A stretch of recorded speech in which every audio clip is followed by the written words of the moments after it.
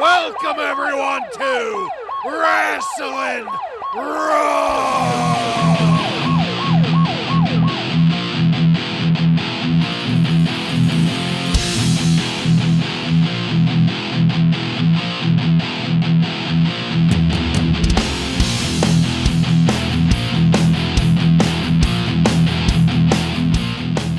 All right, you're listening to the inaugural episode of Wrasslin Raw. Woo! Yeah! The podcast that takes you back to when Monday Night Raw was uncut, uncooked, and uncensored. Thank you for joining us. You're here with Ryan Arico. Hello? Joe Giammatteo. That's right. That's GIAMMATTEO. Joe Giammatteo. Ha ha!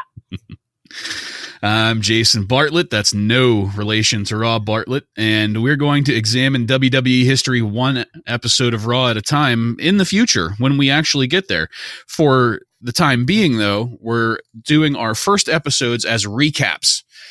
In this episode, we're going to start with a recap of 1993 in Raw. And then once we get caught up to where we're at in our watching schedule, we're going to start switching to a single episode of Raw at a time. And we're just going to start off this episode by just briefly talking to you about why we're doing things the way that we're doing. We started watching Raw from episode 1 quite a long time ago. What'd you guys say? Like maybe about 6-7 months ago we started this? That sounds about right. We were all on different schedules. One of us would be on, Raw episode 50, and the other one would be on episode 20, and one would be on episode 70. And it got kind of disjointed, but we were really, really enjoying ourselves rewatching all of this stuff. And we started a texting thread that, I don't know, I started to really enjoy the discussion that we were having. It was kind of surprising to watch this. And I mean, we've always been wrestling fans, and the discussion that came up as a result of our rewatching all of this was kind of inspiring. It inspired us to do this podcast. As a matter of fact, there's a lot of things that were going on in 1993 that we watched as kids. I'm 36. Well, we're all 36 here. And so back in 1993, we were 11 years old? Yeah. Young whippersnappers. Yeah, and you have a very different lens to view wrestling when you're 11 years old versus when you're old and cynical and jaded like we are now. You can look back and think to yourself, why the fuck did I think Lex Luger was anything other than lame? It must have been because I was 11 years old.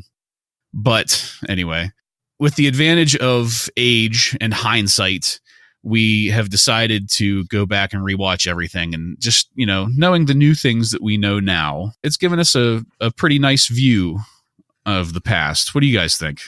Yeah, going back and rewatching this stuff, like you said, definitely gives a much different view. Some of these people that you completely ignored when you were young, you might actually, respect them for their in-ring abilities now. And then there's people like Crush, where no matter what age you are, you always realize how terrible he really is.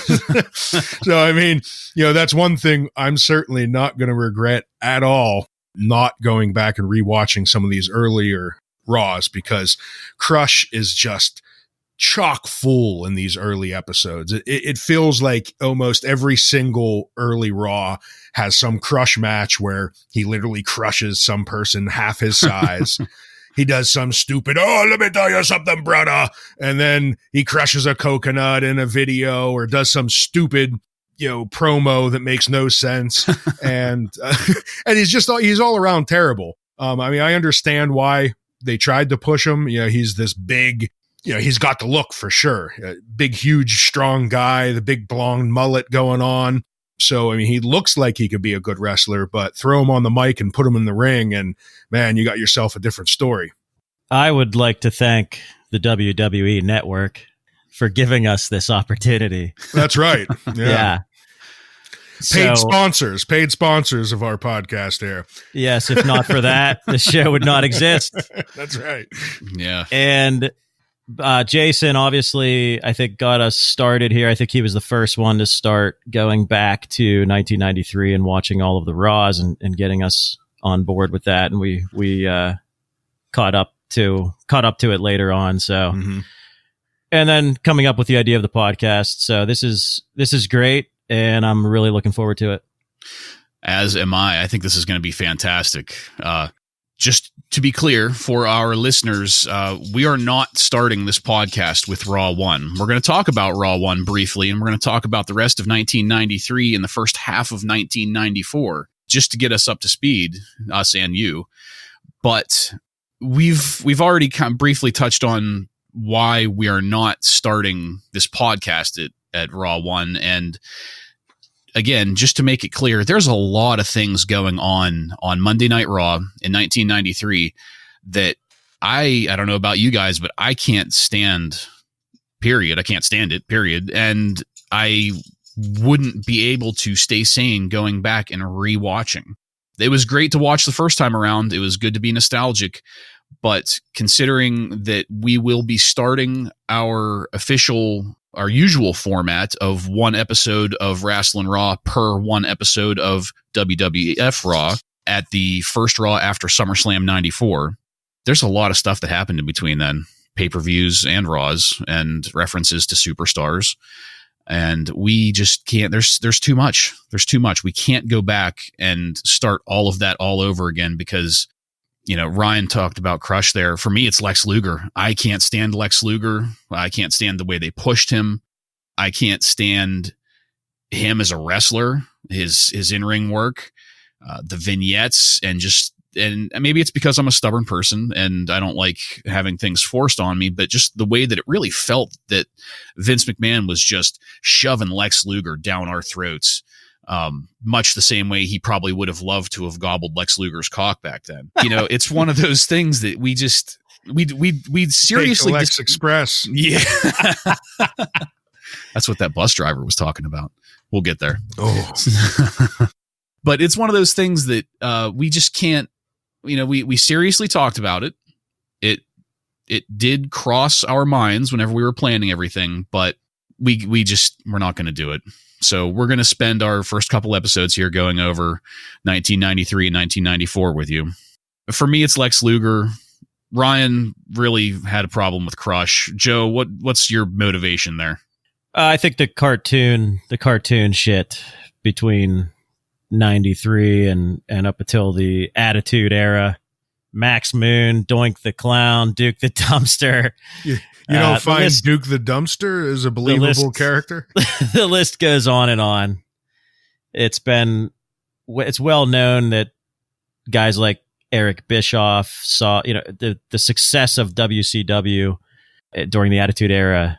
It's been documented that Eric Bischoff saw WWF at the time doing all of this cartoon shit, and that's how they were able to build success off of the reality-based NWO stuff. So yeah, the cartoon shit is terrible, and I think a lot of it goes back to the fact that they were making money off of some of that material earlier in the 80s. A good example would be Honky Tonk Man. Yeah. He's awful. The whole gimmick is just so bad. What are you talking about? The best IC champ of all time. But they made money with it, so I think that was why they decided to do a lot of this cartoon shit and keep it going in the 90s here. Yeah, you can really see that a lot of it is just kind of like a head scratching.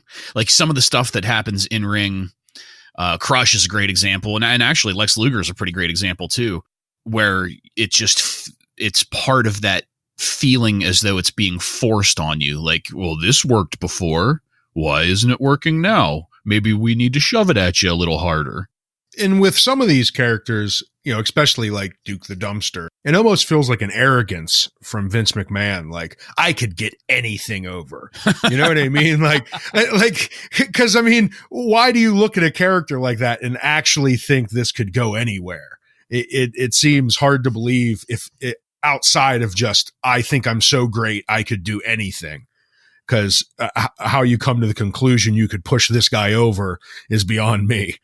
Yeah, and just seeing a guy's look, like you mentioned Crush, and you think about a guy like Adam Bomb. Yeah. Another prime example of just throwing a guy out there and seeing if it sticks, you know? Here's a huge guy. He'll do fine. Yeah. But there are other examples where he took a huge guy and threw him out there, and it was fantastic. Like Friar Ferguson and Bastion Booger, the same guy there. But I mean, we'll get to Bastion. Yeah. It's really one of the highlights of 93 and 94. I could smell that segment from here. All of the cartoon shit, I don't want to say that all of it is bad. I do enjoy some of it. Obviously, as an 11-year-old kid, I loved some of it. Yeah, I loved Doink as a little kid. Yeah, Doink. I still do. I still think it was great. As well, Matt Bourne. Yes. Doink. Yeah. So not all of it is terrible. And I want to point out here that while we do know a lot more about wrestling now than we did when we were 11, such as we know that it's mostly staged, we are by no means experts. Wait, what? Sorry, kayfabe, forgot. Still real to me, damn it. Yes. Best damn soap opera on TV. The stuff these guys do to their bodies. Hey, you're talking to the guy that had the Mick Foley fake wrestler shirt that listed all of his in-ring injuries and showed. I remember that shirt and showed the bloody fucking viscera. You were proud of that shirt. I loved it. Yeah, it was a fantastic. Did you say viscera? Well, I mean, I meant it as blood and guts, but we can talk about Mabel. Not yet. We'll get into viscera. Yeah. But I just want to reiterate that as much as we know now that we didn't know back then, we are still just fans. We are not making any kind of claims that we have industry level opinions here. We have fan opinions, and a lot of the stuff that we talk about, you might not agree with. A lot of times we don't agree with each other. Most of the time we do, though. And if you don't agree with us, drop us a line at wrastlingraw@gmail.com and let us know. Yeah, I mean, I am perfectly willing to tell anybody to fuck off. No, we are receptive to other people's thoughts on this stuff because, I mean, I can't speak for you guys, but it's kind of like an art form, appreciating what a guy can do in the ring and how he can talk on the mic. And, you know, art is subjective. So it's very much like theater. Yeah, it's like an actor in theater. It's better than Shakespeare, this stuff. I would actually agree with you on that, but without even being kidding. Yeah. Anyway. And Vince McMahon is our Walt Disney. Someday his head's going to be frozen in a vault. That's right. Buried in a complex buried under the He's Manhattan never going to Center. die. He's never going to die. But all that being said, and the talk of what we didn't like about it and why we're not going to be rewatching all of those beginning Raws, we do want to talk about the highlights of this era, this time frame, and the things that we will regret not rewatching. For me personally, the Steiner brothers. I was a huge fan of the Steiner brothers as a tag team, and then both in their solo runs in WCW. And this span of 1993 and the first half of 1994 is when the Steiner brothers were so briefly coming into their own as a tag team in the WWF. And they threw out some fantastic matches. I was always a bigger fan of the dog-faced gremlin, Rick, than Scott. But that's one. And especially whenever we see where the tag team division started to go along with the Steiner brothers. Whenever the Steiner brothers started to step back out of things, it was kind of indicative of where the tag team division was headed along that time too. And that's not something that we generally talk a whole lot about, but that's another kind of good reason why we're not rewatching all of this. The tag team division went to shit for a good chunk of 1993 and 1994. The Quebecers. Yes, the Quebecers, among others. But really, the not being able to rewatch the Steiner brothers, because we're not going to get to see them again after this. After SummerSlam, SummerSlam 94, yeah. That's about the same time the Steiner brothers are completely gone. They won't be showing up in the WWF again until, much, much later, whenever Scott has his brief run in, after the buyout and all that. But yeah, for me, that's probably the biggest one that I'm going to be missing. Joe, what are you going to be missing? I don't know if it's necessarily anything that I regret missing, but I think the fact that we're starting on 93, we're missing almost all of Ric Flair's short run in the WWF, which I thought was just great, especially considering he was almost 45 years old at the time and still like at the top of his game. Yeah. So I think that's probably the thing. I agree with you on the Steiners, by the way. This is like right around the time where they started. I think they started in January 93 with WWF. So we're catching their entire run, even though it was short lived. But yeah, those two things I think would be the two things that I would, I guess, regret not watching again. For me, I guess it's not even really wrestling related, but since I was such a huge Undertaker fan, I always have been when I was young, but the classic vignettes leading up to the casket match with Yokozuna, the very first one, we miss, what is it? 4 or 5 of these vignettes leading up of the Undertaker building the casket. And of course the infamous first one, the double wide, double deep casket. I would go back and rewatch them 100 times to watch Paul Bearer describe to you and say Yokozuna. I mean, it never gets old to me. So I'll miss not rewatching those for the 100th time. That's definitely something I'm going to miss. And the match in general, at the Royal Rumble was, the match was terrible, but the theatrics and everything after was so great. Like we were just saying, it was like a high level Broadway play with him ascending to the ceiling and all the smoke and lights and lightning. Levitating. It was a grand production. And I just want to note here that, so I have 2 kids, 2 daughters, 12 and 9. And generally speaking, they think I'm a fucking idiot for watching all of this and being as into it as I am. But I think everybody but our 14 subscribers think you're an idiot. Yeah. But they always come down and watch some wrestling whenever they hear Paul Bearer start talking on the screen for whatever reason. Wrestling's lame and they don't like it, and hey man, whatever, it's not part of their generation as much as it was that ours. Jiggly turkey neck is one entertaining motherfucker. They love it. It transcends ages. Paul Bearer's turkey neck does. Maybe it has something to do with the frequency of that wave. Oh my gosh. Not to I think we need to keep this moving, but do you think the Undertaker character would have been as great as it was without Paul Bearer? I don't think so. I don't think so either. I would agree. He was introduced by the $1 Million Man, right? I mean, there might be people out there angry, about he's this, Hall of Famer, Undertaker. How could you say that? But sorry, I think without Paul Bearer, he is not the iconic figure that we know today. Right. Why do you think that was back then? But do you think that with the general strategy of the WWF when it came to talent and managers was, if you had a guy that had good ring work and had some good creative behind him, but he couldn't quite talk as well on the mic, they would put him with a manager and let the manager do the talking for him. Mm-hmm. Great example is Yokozuna with Jim Cornette. Because, The Undertaker went on to do some pretty good promos by himself without Paul Bearer. So do you think that was the case back then? He was just still a little bit, because WWF wasn't his first rodeo as far as wrestling goes. But do you think that Paul Bearer was there just to be his mouthpiece, or do you think it was just like an overall kind of enhancement thing going on for the gimmick?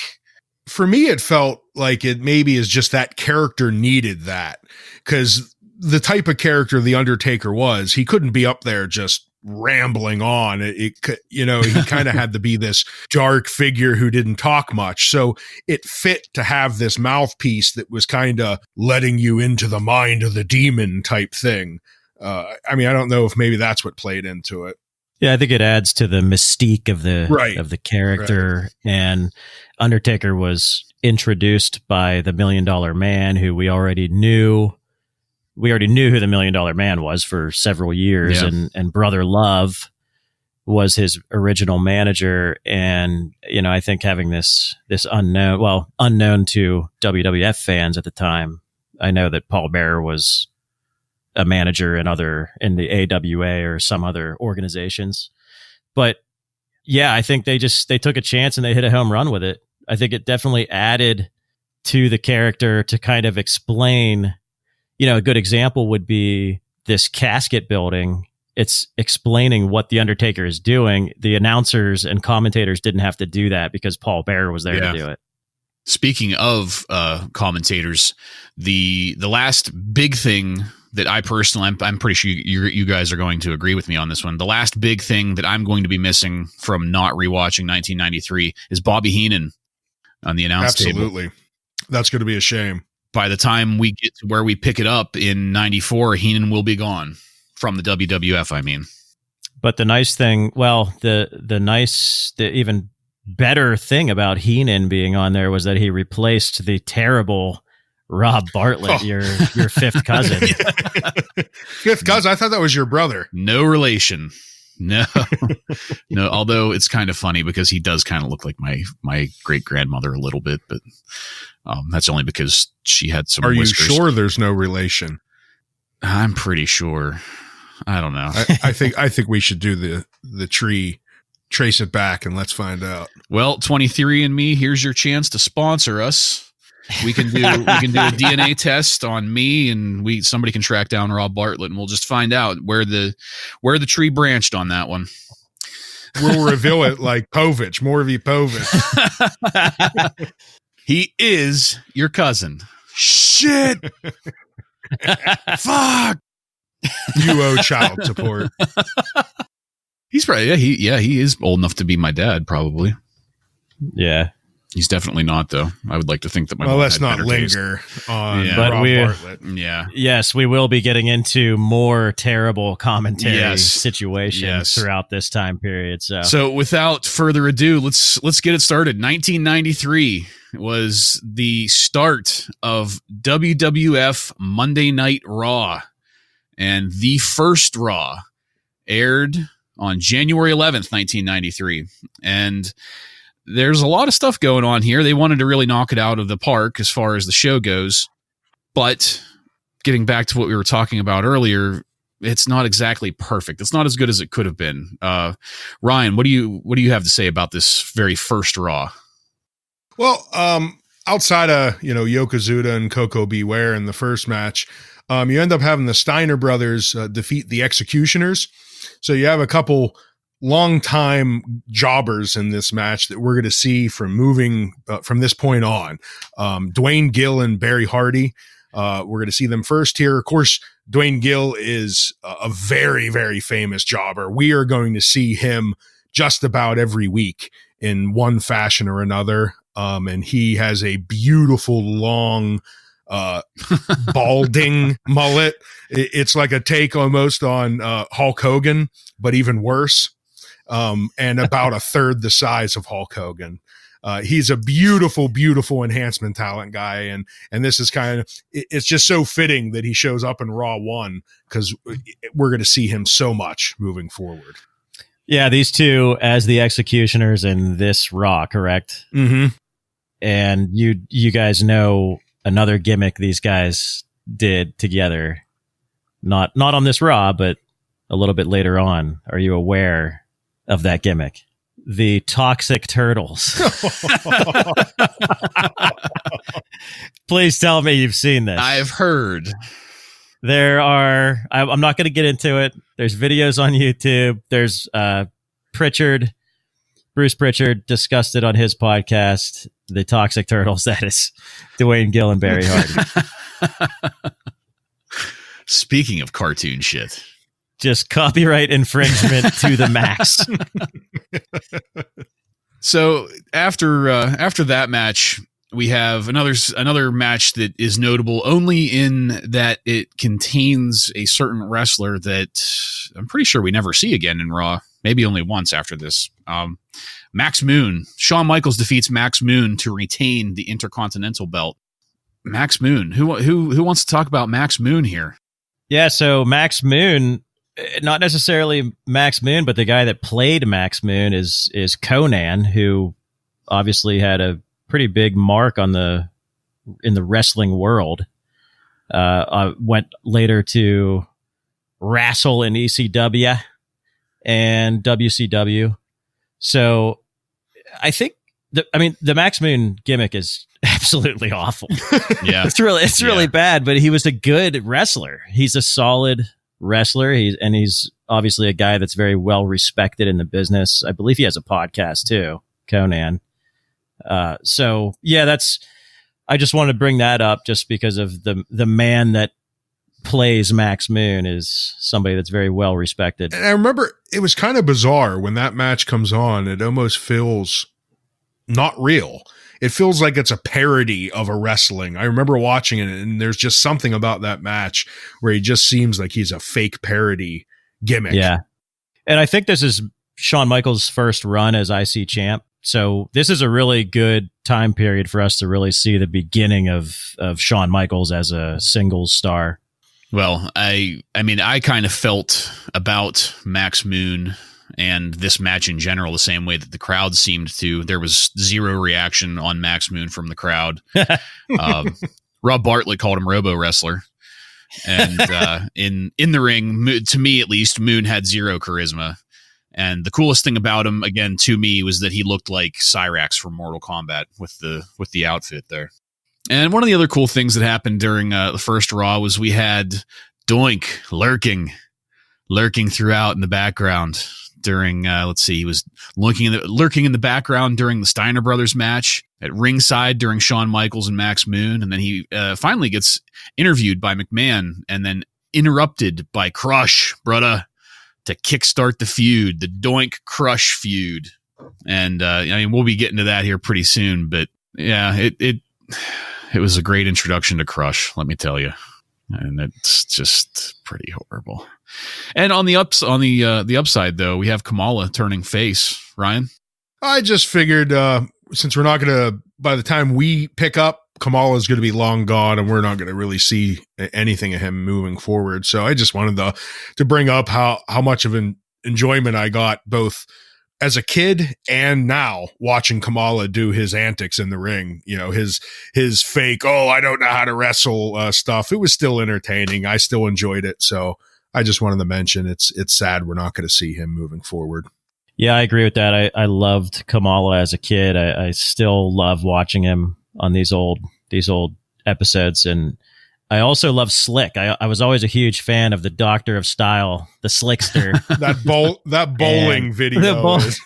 Yeah, check out the bowling video on YouTube for sure. Yeah, it's anyone out fantastic. there that hasn't, if you don't know what we're talking about, type it in and look for it. Yeah, Kamala was a huge star in the mid 80s. He was having matches against Hogan for the World Heavyweight Championship. Yeah. So at this time, obviously, he's near the end of his career, but still a joy to watch. Yeah. Yeah, I'm going to agree with you, both of you guys on that one. I loved him as a kid. I loved watching this now, and maybe it's because of the gimmick, but just that, like you say, that feigned innocence and, you know, slapping his stomach and like all this shit. And the crowd was into. The crowd loved it too. And yeah. You know, so his look, I'm supposed to pin them. Yeah. But that's fun stuff. That's cartoon shit that I can get behind. That was fun to watch. Yeah. Not just kind of embarrassing and an insult to my intelligence. But so that's pretty much it for Raw 1. They did an all right job of kicking off their new showrunner or franchise or whatever you want to call it. But then things kind of start to slow down a little bit. Raw 2 doesn't really have much going on with it other than notable appearances from somebody that I had forgotten about. And then he shows up in the Ric Flair match, El Matador, Tito Santana. I didn't remember the El Matador part quite as much, but that was kind of a jump start to the old memory, old Tito Santana. I used to like him as a kid. And he's in this match with Ric Flair that gets interfered with from Mr. Perfect that leads us to one of our matches later on. But yeah, for me, that's a notable mention there. And we'll see him maybe 3 or 4 more times throughout early 1993. But yeah, Tito Santana, he's not bad. If you've never seen a Tito Santana match, you should probably go back and take a look at that.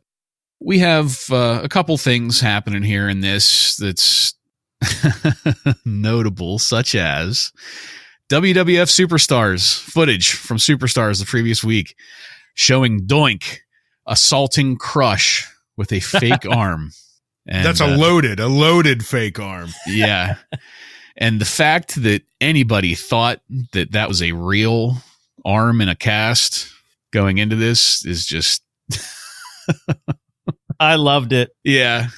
And the ringside crew were just going apeshit about that arm. Oh, yeah. They were selling the shit out of it, and it was great. I could watch it a million times and laugh my ass off every time. And they actually, WWF caught some shit from the New York Daily News on this. Like, I guess they thought it was just too violent. Too violent. Besides our obvious enjoyment of it, the other great thing about it is that it keeps Crush out of the ring for a couple weeks while he's supposedly recovering from the fake arm vicious attack, prosthetic arm attack. Yeah, and any time we can not have Crush in the ring, I'll take it. That's a good time. If there's one thing that will put the big Hawaiian out, it's a fake arm to the back. Yeah. So, Joe, do you have anything you wanted to talk about in this? With this particular Raw episode, we saw the Paul Bearer and Undertaker headlock for hunger promo, which is great.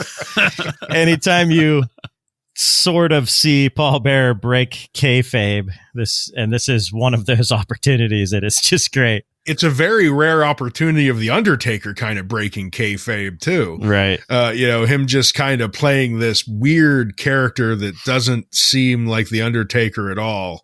And I don't think we really see him do it too much moving forward after this either. Events like this as the Undertaker.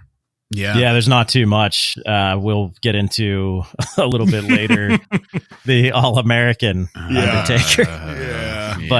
But yeah, this is just great.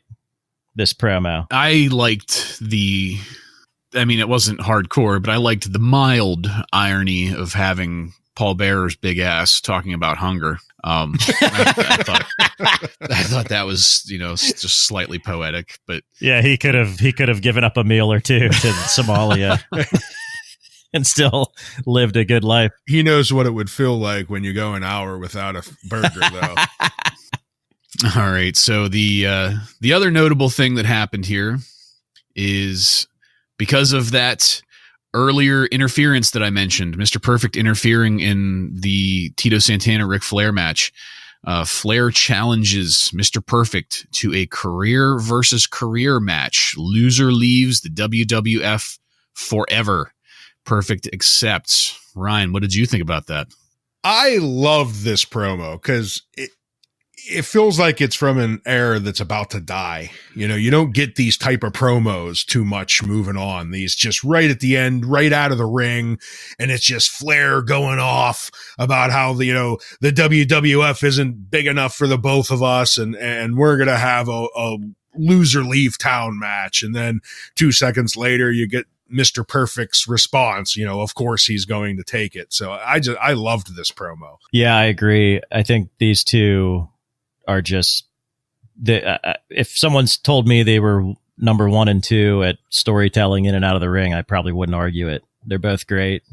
And this is a time where Flair is obviously leaving, and it was a amicable. Are you telegraphing who's going to win this match? Yeah. So it's interesting because he left on good terms, which you didn't always see at this time. Mm-hmm. So, yeah, I think Hulk Hogan. Yeah. So leading up to this was a good way to sort of for Flair to just kind of go away.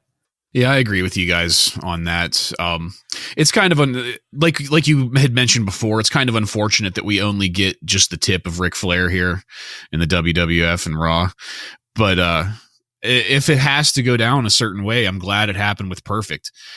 This match actually, I feel, would be a great example of the old generation versus new generation that they wind up dicking around with later on in 1994. This is a prime example of that, Flair and Perfect. I'm a huge fan of Mr. Perfect, so I think he's a great representative of what could maybe be considered the new generation. Anyway, moving on. After this Raw, we came to Royal Rumble 93. It was on January 24th. And the most notable thing about Royal Rumble 93 was that this was the first Royal Rumble to stipulate that the Rumble winner gets a shot at the WWF Championship belt at WrestleMania. Before they had Royal Rumbles, that was just never part of that. And in this case, Yokozuna wins the Rumble and is able to take on Bret Hart for the belt later on at WrestleMania. Joe, did you have anything in particular that you liked about Royal Rumble 93? I think I read a couple things about this. This was the match for the WWF Championship in this Royal Rumble was Razor Ramon versus Bret Hart, which sort of came out of nowhere. They didn't really build up to that feud at all, which I thought was interesting. And the one thing I read about was that I guess Razor Ramon blew out his knee before this pay-per-view. And that sort of explains why they didn't continue that feud. So I thought that was interesting. So the other thing that we have going on at Royal Rumble 93 here is the debut of the Giant Gonzalez. And Ryan, I understand you have some things that you wanted to say about the Giant Gonzalez. I say with great confidence that he is the worst wrestler of all time. I mean, I can't think of anyone worse. He's just, he's 7'9" or whatever the hell he's supposed to be, 1,000 pounds. But he's just the slowest, dumbest, worst wrestler to ever grace the squared circle. And that's my opinion on him. I don't think he's even worth talking about too much more. Yeah, I agree completely. It's almost as if he's a guy that just didn't want to be there. He sort of carried himself that way. Yeah. Vince said, "Oh my God, he's enormous. He has to be great." Yeah, I think he was a basketball player. I don't know. I don't think he played in the NBA, but he was a basketball guy. Not with his coordination. No, Vince not at all. Saw him and was like, "I gotta get him in. He's a giant." But the other debut in this Royal Rumble is the narcissist Lex Luger. That is notable. Yeah, as a rival for Mr. Perfect, and which hearing Bobby Heenan talk about him is the most. It's very disturbing. It really is. Yeah. He definitely had a thing for Lex Luger. Yeah, he might as well have just started oiling him up and doing other things. We don't know who applied Lex's oil before he came out. It might have been Bobby. I think it was Vince personally, but that's just maybe Bobby and Vince were tag teaming him. They each took a cheek. Yes. But yeah, and this is something that I've said before, and I will continue to say. I think if Lex Luger had remained as the narcissist, I wouldn't hate him quite as much as I do today. Wait, are you saying he stopped being the narcissist?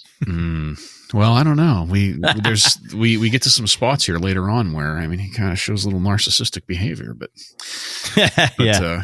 And after Royal Rumble 93, we've got Raw 3 airing on January 25th, and this is notable in two ways. So first, and the lesser of the two, this is the first match listed with the Brooklyn Brawler. Joe, what was Brooklyn Brawler's non-kayfabe? Steve Lombardi. Yeah, Steve Lombardi. And Steve Lombardi was quite a fixture in the WWF back then. Absolutely. Did quite a few things. I'm pretty sure he did a quick turn as Doink at one point, maybe. Yeah, he was Doink briefly. He was also the baseball face guy. The MVP. Yeah. And then Abe Knuckleball Schwartz later on. But yeah, I think he's like a big behind the scenes guy too, with like, I don't know if it's writing or as an agent, producer or whatever.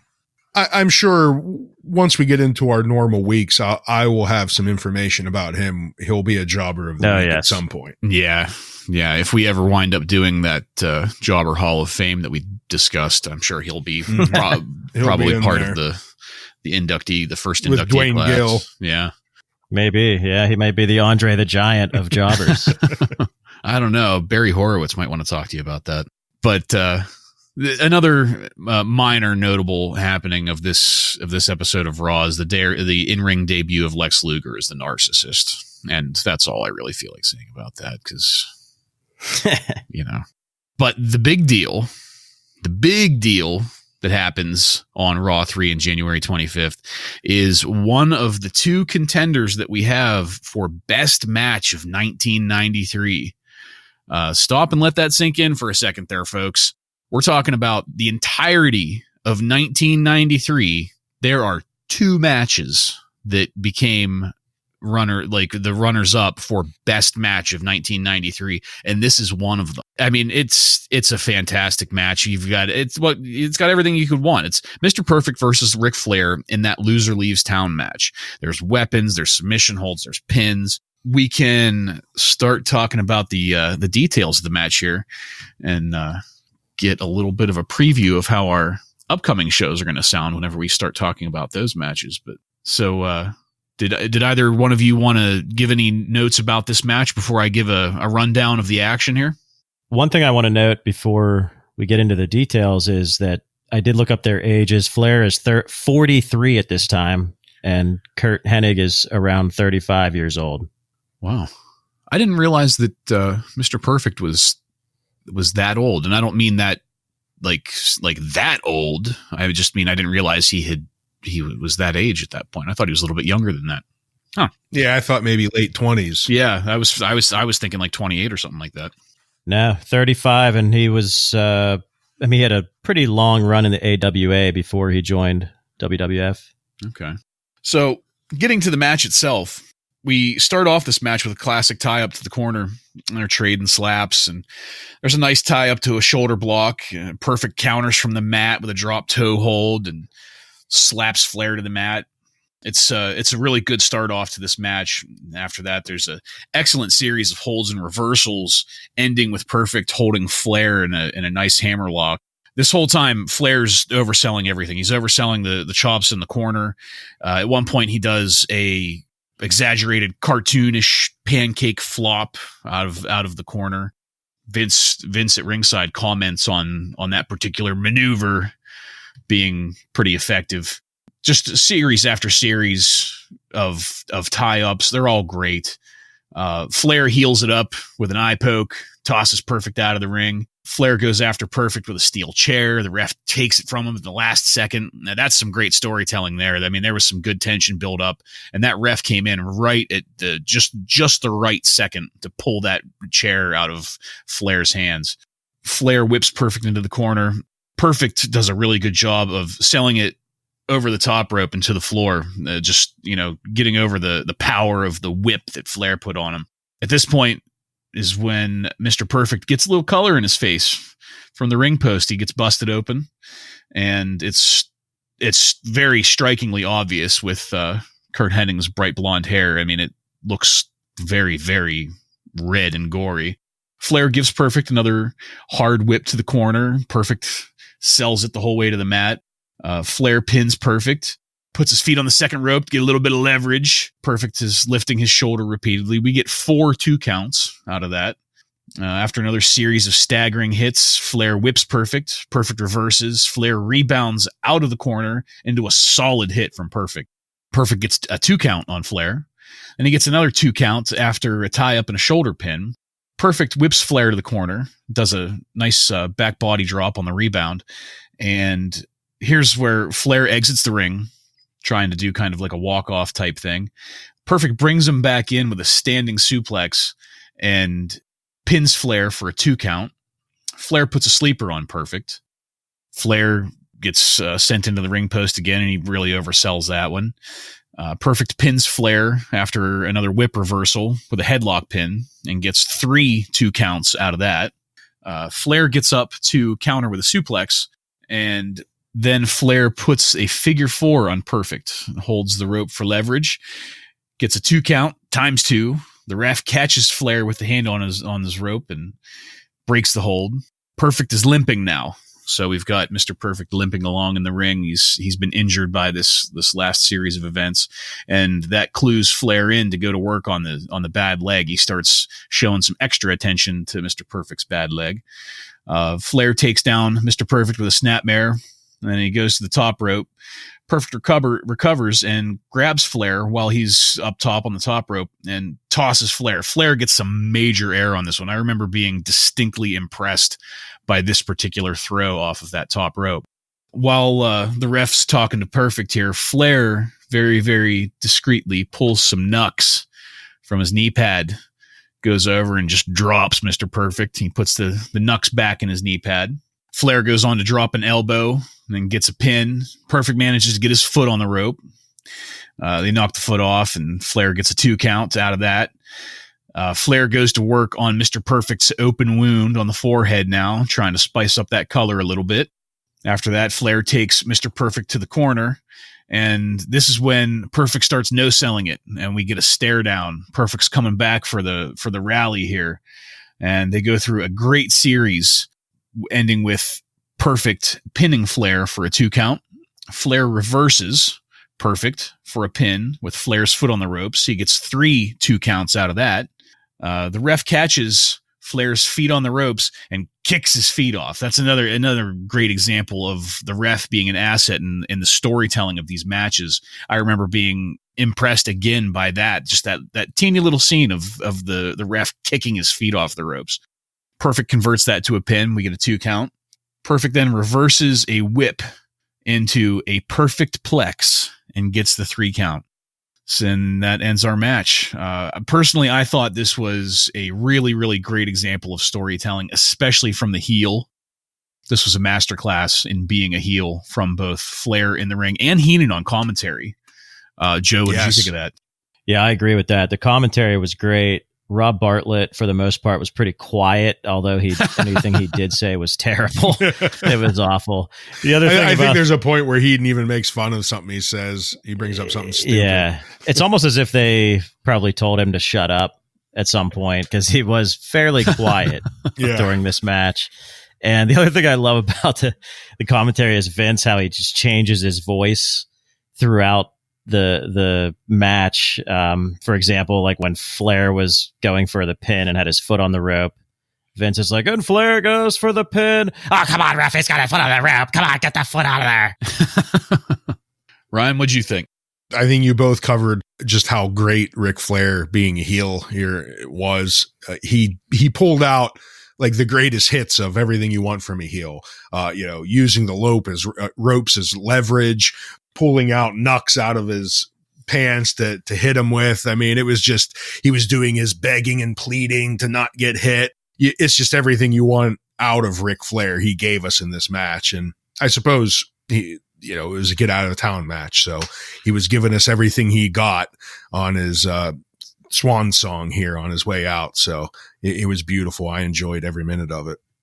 My favorite part of the match was the slapping each other in the face at the beginning. Just back and forth slapping in the face was just so great.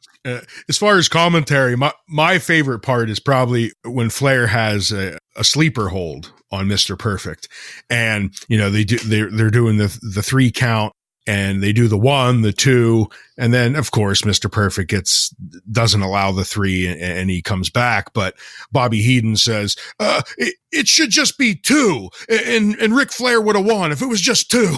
It's just such a ridiculous claim. It's just beautiful out of him. Yeah, classic heel behavior from both. Yeah, like why they should just completely change the rules. Yeah, for those of you out there listening to us now, there's a good reason why this is one of the best matches of '93. I can't endorse it enough. If you have the network, absolutely get on there and watch it. If you can finagle some other way of watching this match, please do. It is fantastic.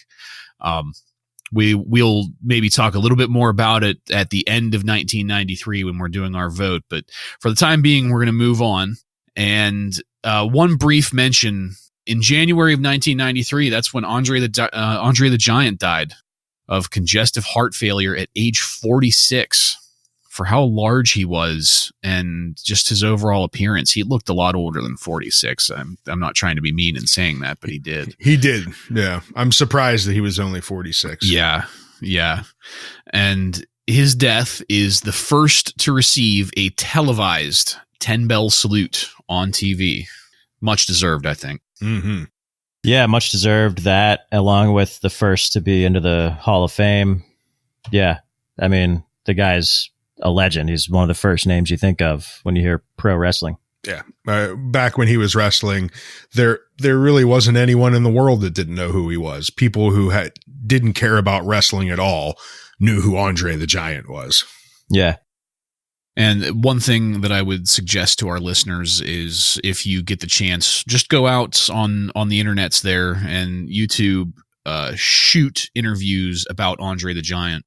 And hearing some of the guys from back in the day talk about stories about Andre the Giant, he sounded like such a fucking cool dude. On top of his in-ring performances and his ability to be the Giant, Andre sounded pretty fucking cool to hang out with, to maybe party with.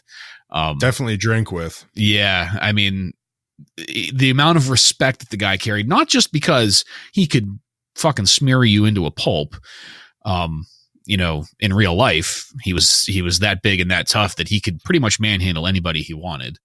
But the respect that he garnered as a worker, as a man in the business, says a lot about him from a business that sometimes has some kind of shitty people in it. But I just wanted to. Yeah. The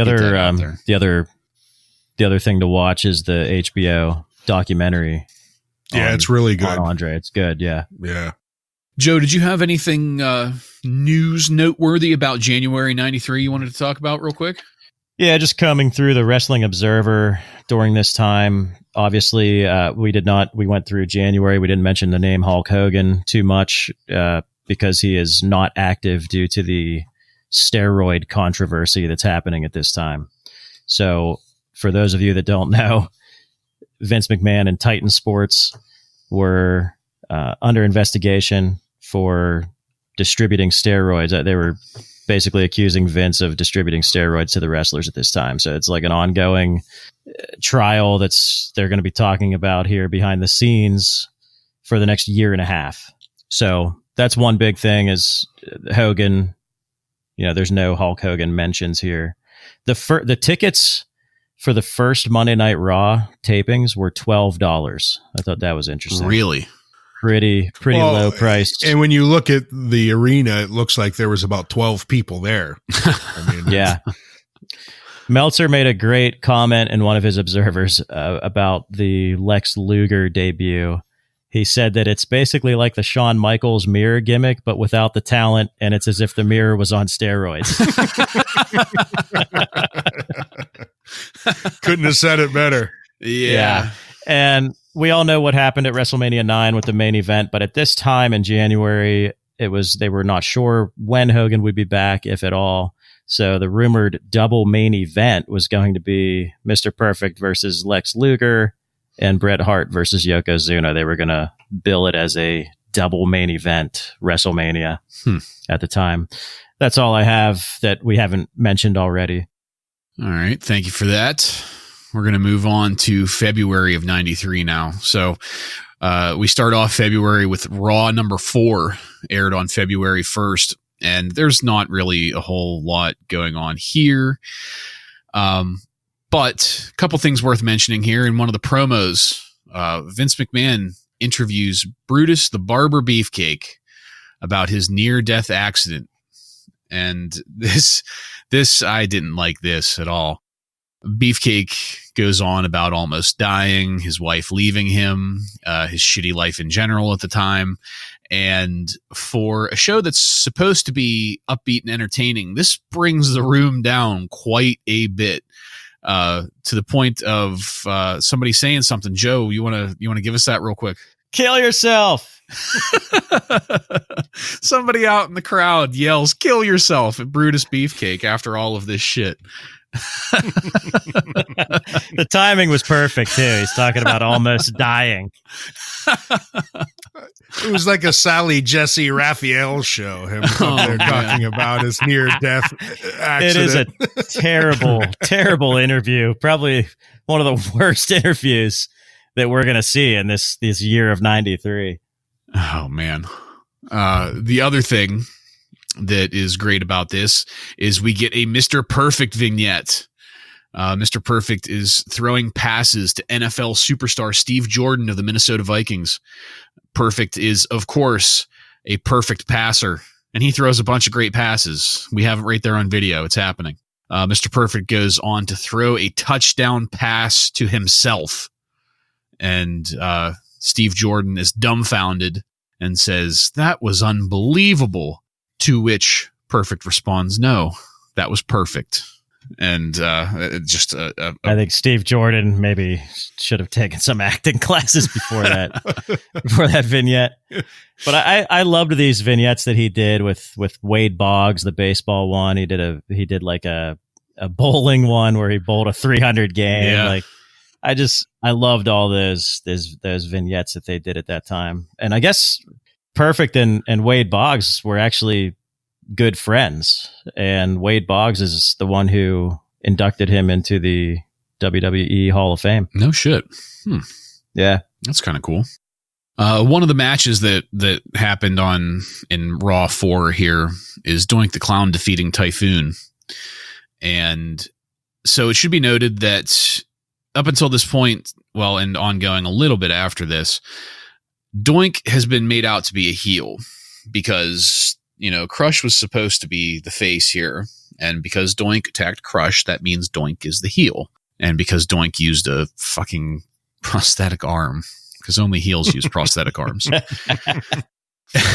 But during his match with Typhoon, the crowd is very obviously behind Doink.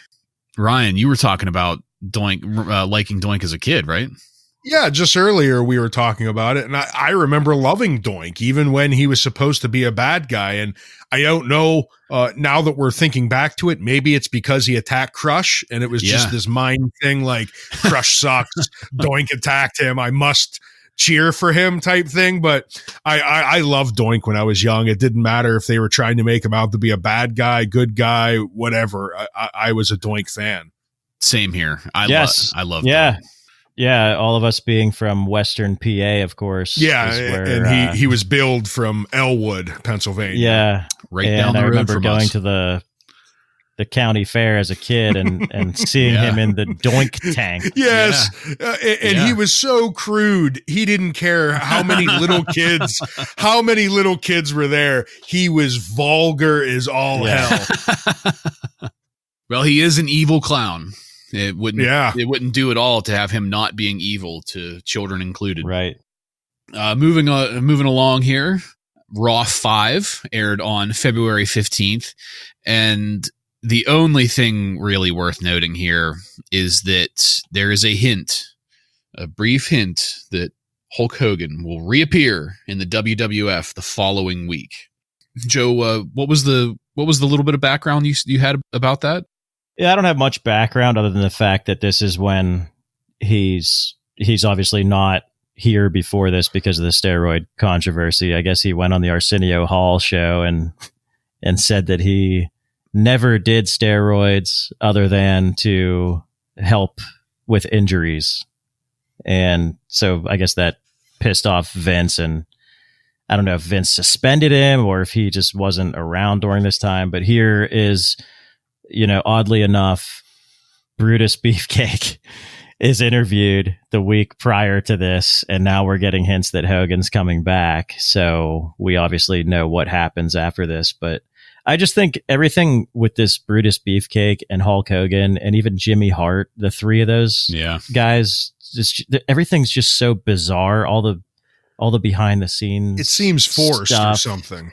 It really is, and just Hogan constantly trying to get Beefcake over, and it's weird. I know Brutus had a time in the 80s where he was over, but this was obviously long gone if people are yelling for him to kill himself during an interview. Well, especially, I mean, if he has to come out wearing Hulk Hogan colors to get over, you've lost your your glimmer in the public's eye at that point, because you're just trying to feed off Hulkamania at this point. So that was kind of sad to see. And I mean, I suppose it's somewhat notable that, Jimmy Hart is with Hulk Hogan and being a face manager now. He kind of is predominantly a heel guy. So it's notable. He's such a stooge for Hogan. It's sickening. Yeah.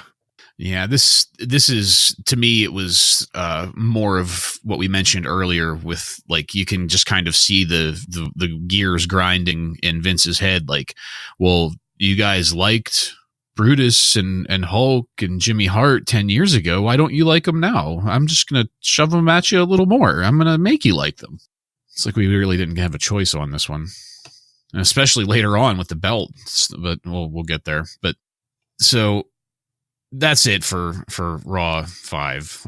Moving on to Raw 6, airing on February 22nd. There's, again, not much to note here. A small notable is that one of the matches, Bam Bam Bigelow defeats a wrestler by the name of Scott Taylor. And that Scott Taylor will eventually go on to be Scotty Too Hottie in the Attitude Era. Too cool. Yeah. And Worm. And that hat, that weird ass hat that he always wore out, made him look like a date rapist.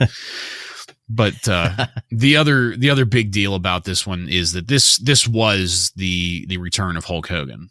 Vince interviews Hogan in ring after we see a pre-recorded sit-down interview with Hogan where they discuss the future of Hulkamania, as though Hulkamania was still running wild. And it was a little bit, but not anywhere near what it was 5 years ago. In ring, Hogan rehashes Beefcake's shitty life, and then he brings out Beefcake and Jimmy Hart, and we get the name the Megamaniacs. Ryan, Megamaniacs. What do you think? Well, I guess we just touched on it a few minutes ago. They brought together Beefcake, Hogan, and they put everyone in the Hogan colors, hoping that they were going to get everyone over. And it was kind of sad. They were just hoping that all three of them could ride off of Hogan's coattails here. And no one knew that he was going to be gone in just a few short weeks. So. Yeah, sad is a great way of putting it. It wasn't going to go anywhere anyway. So, sad. Yeah, something interesting that I read was that they added the King of the Ring pay-per-view mostly because of the fact that Hogan returned. Oh, so really? And we know what happens there. Yeah. Are you saying that if Hogan hadn't returned here, they weren't going to have a pay-per-view in June at all? Allegedly, yeah, that's what was reported. Huh. That's Yeah, interesting. Yeah. and the main event for SummerSlam at the time would have been, without Hogan, would have been Yokozuna Bret Hart. But this sort of shook things up here with Hogan returning, because at this time Hogan had that horrible movie Mr. Nanny that was going to be coming out, and this also after WrestleMania 9 was when he was going to start filming for the awful Baywatch wannabe Thunder in Paradise TV series. That was a quality television. That was, which, by the way, also had appearances by Brutus Beefcake and Jimmy Hart.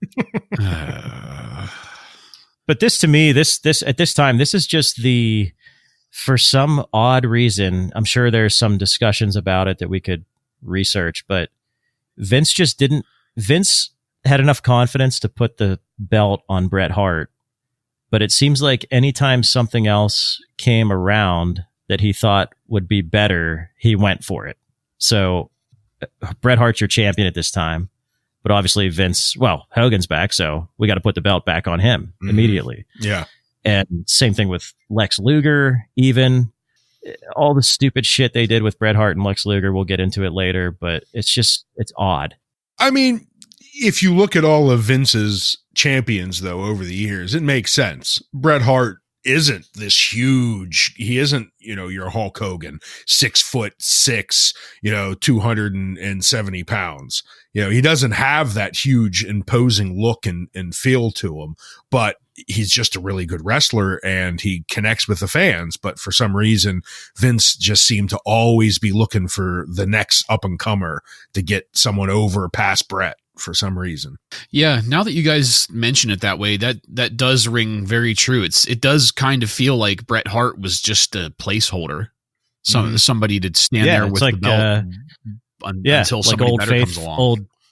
Old faithful, you know. Hogan left. Well, we have Bret. Let's just put the belt back on him. Yeah. You know, and that's a shame because I mean, as far as in-ring work goes, it's kind of hard to get better than Bret Hart. Yeah, yeah, and he did a lot of things that later on that would be pretty big. Like, he had that feud with Stone Cold Steve Austin at the beginning of the Stone Cold run that helped put him on the map, and obviously Shawn Michaels. And some other guys. Yeah.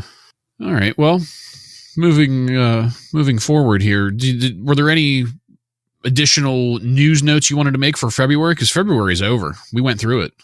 Yeah, February was pretty short. There's not a whole lot that happened. If anyone subscribes to the Wrestling Observer, there's a great feature on Andre the Giant in the February 8th, 1993 newsletter. A really, really long article about Andre's entire career. It was very detailed, so any fans of Andre the Giant should probably go check that out. Cool. I agree. Any chance to read up on any of this stuff, all of our listeners should take that opportunity because it's some of the ins and outs of this stuff that you don't notice whenever you're an 11-year-old kid is pretty damn interesting, I think at least. So moving on to March of 93. First episode in March is Raw 7 airing on March 1st. And there's not really anything going on here. The only thing that was of any kind of note really is Rob Bartlett doing an Elvis impersonation the whole fucking episode. And Vince loved it. He loved it. Ryan, what'd you think about Rob Bartlett doing Elvis? Man, it was memorable, right? That's for sure. There's no way you would have watched that and not remembered Rob Bartlett's stupid face being Elvis the entire time. I like you start into it and you think, okay, clearly this is only going to go on for a little bit. Yes. He might wear the outfit the whole time, but he's going to drop this stick soon. But no, it goes on the whole time. And it just kind of, it highlights just how terrible Rob Bartlett is. And it just fucking puts a highlighter over it in bright pink and says, look at it. Yeah, it was sad. But you can't forget there's also the wonderful interview with Crush. Oh yeah. Crushing the coconut. Oh, yeah. Don't forget that's a memorable moment in this one as well. Oh, we were going to get there, brother. That's what he's going to do to Doink's head. Crush it. Yeah. Because in case you didn't know, Crush crushes things. Yes. In Hawaii, brother. Yep. What a fucking the fact that the Elvis thing happened from the very beginning, this is a candidate for the worst Raw episode of 1993. Yeah. It was just terrible the whole way through. But Rob Bartlett is Elvis, Crush doing promos. It's all terrible. Thank God for Crush for saving this episode. Yeah. That the mullet. If you have to rely on Crush carrying your episode, shoot yourself. Or maybe it was maybe there was like a backstage discussion where Vince is saying, well, the only thing we've really got here is Crush. And then Rob Bartlett says, well, I can dress up like Elvis. And Vince says, yes, do that. That's perfect. Yeah. Save us, Elvis. And also in this episode, the Steiners beat the Toxic Turtles out of their turtle costumes. Barry Hardy and Dwayne Gill. Oh, man. Another jobber to mention real quick, PJ Walker, we know as Just Incredible in ECW. Yeah. Aldo Montoya in the meantime. But yeah, other than those three things, fuck this episode. Yeah, it's a bad one. It doesn't get much better moving forward. Yeah, we're starting to get into the slog. This is a big reason why we didn't want to go back and rewatch all of this, folks. Just trust us on this. You can go back and rewatch all of this, and hopefully you'll see what we're talking about. Moving on to Raw 8 on March 8th. not really much going on here. Kind of a decent match. Mr. Perfect defeating Rick Martel. Rick Martel was a great worker in the ring. At one point during this Raw, Rob Bartlett goes backstage to interview Rick Martel, and right before the match, and Martel cuts a pretty good promo making fun of Rob Bartlett's looks and talking about how perfection is boring. Really, that's it for Raw 8 on March 8th. There's just nothing. Papa Shango's in there defeating a jobber. Yeah, they're definitely throwing the B team in there for these last Raws before WrestleMania. They've brought back the poor man's Ric Flair. Poor man's Ric Flair. That's probably the single best description of the model Rick Martel I've ever heard. No relation to Sherry Martel, Sensational Sherry. I had to go look that up because I didn't know if they were married or something, but it's just a coincidence. Yeah. I used to love Rick Martel and the model run, the late 80s, early 90s stuff. But I mean, I watch some of it now and I'm just like, this is fucking stupid. Yeah. He was a decent worker in the ring. Arrogance. Gotta give him was. Yeah. But this is obviously past his. Oh yeah. His prime. Absolutely. Yeah. He was on the downward swing at this point. He had a good feud with Jake the Snake. And then after that, it was just kind of, there was nobody for him to really feud with. But moving it along, we get to Raw number 9, March 15th, and there's nothing. I'm just going to move past this one. Move along. Yeah, there's nothing going on. Nasty Boys. Yeah, versus the Head Shrinkers. It ends in a double count out. How fucking exciting was that?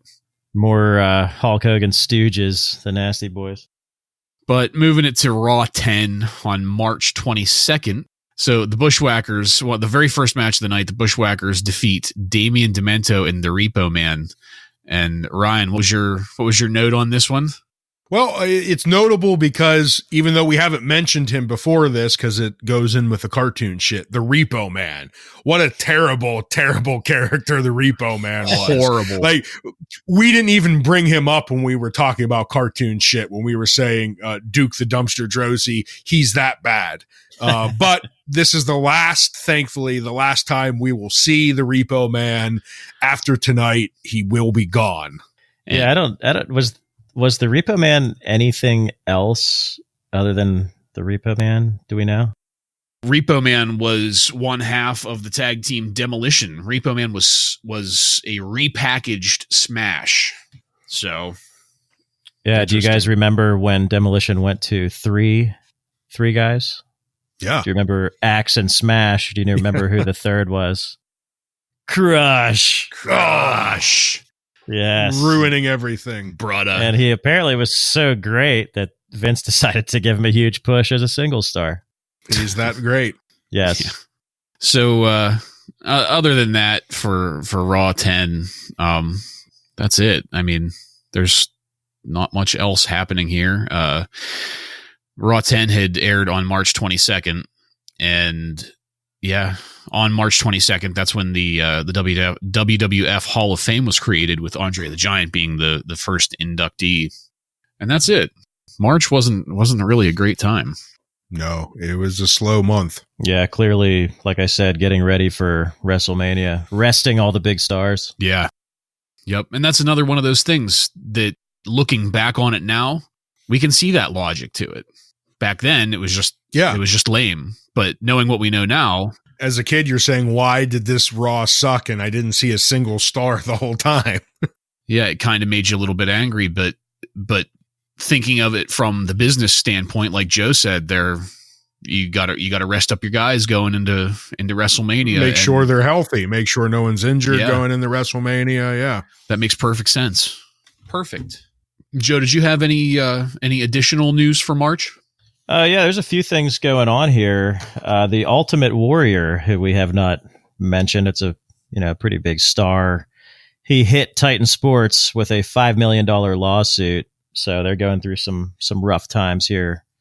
That's also why that month was slow. Yeah.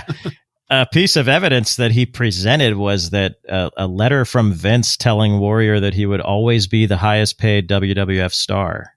So that was interesting. Huh. Eventually the Warrior dropped those charges. So nothing really to talk about there. If you guys remember watching through these Raws, there was some mention of Rush Limbaugh quite a bit. Yes. Yeah.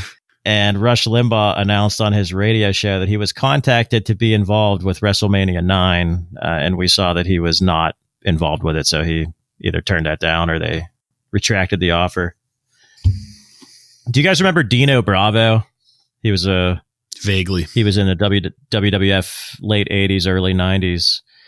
So Dino Bravo at this time was killed in a retaliation mob-style murder. Whoa, he was Jesus. shot 7 times. Jesus. 7 times. Like Sonny Corleone. Yeah, that's Jesus. notable. Yeah. And they no mention on any WWF TV Well, shows at the time. Was it at a toll booth? I don't believe so. But Yeah, that's it's fun to think that it would be. yeah. And the last thing I have noted here is that Jerry Lawler started working his first set of house shows at this time in March. So he's just entering. Yeah, a lot of things that I read here was they really worked the house shows quite a bit. They really, really tried a lot of things out at these house shows to see what would work to see how certain guys would be accepted as a heel turned babyface or other way around. They really utilized these house shows quite a bit, sounds like. But yeah, that's all I have for March. Okay. Well, that's good leading us into April, because we kick off April of 93 with WrestleMania 9. Was she from Oklahoma? This is one of those ones that managed to survive into our teenage years, because whenever we were teens, we would go to, what was it? Was it Family Video? Was that the name of the place? I thought we got some of these from Purple Cow Video. Purple Cow. That's right. Yeah. That's right. Purple Cow Video. We would get these on VHS and watch them on Friday nights. And WrestleMania 9 was one of them. We used to copy the Macho Man Randy Savage's commentary all the time. So this one was a little bit special. It's a bad WrestleMania. Oh, it's horrible. We watched it 100. We watched it 100 really, times. Really bad. Yeah. Yeah. But it does have a certain amount of sentimental value. It does. As far as the matches go, not to mention it's outside. It is, and everybody's in togas. And Heenan comes in backwards on a camel, and we get to see Doink defeating Crush. That was good, I guess. That's the highlight of the night. Yeah, really. Other than Yokozuna defeating Bret Hart to win the WWF Championship belt, and then out of nowhere, Hogan defeating Yokozuna to win the WWF Championship belt like 5 minutes later. Just or if that. He basically comes out. He doesn't do anything. He drops the leg drop, and they put the belt on him. Such a horrible way. Interestingly enough, there's stories of just for some reason Hogan refused to job to Bret Hart. So at this time, so there's obviously some background stuff here. But one thing that I read was that after Hogan won, him and Brutus and Macho Man and Vince were all celebrating in the ring together. They didn't air it on the pay-per-view, but that's supposedly what happened after. Yeah, the whole thing was just, I don't know. I don't even know what to call it. Shady, I guess. Yeah. Just, I don't know. It left you kind of feeling dirty, I guess.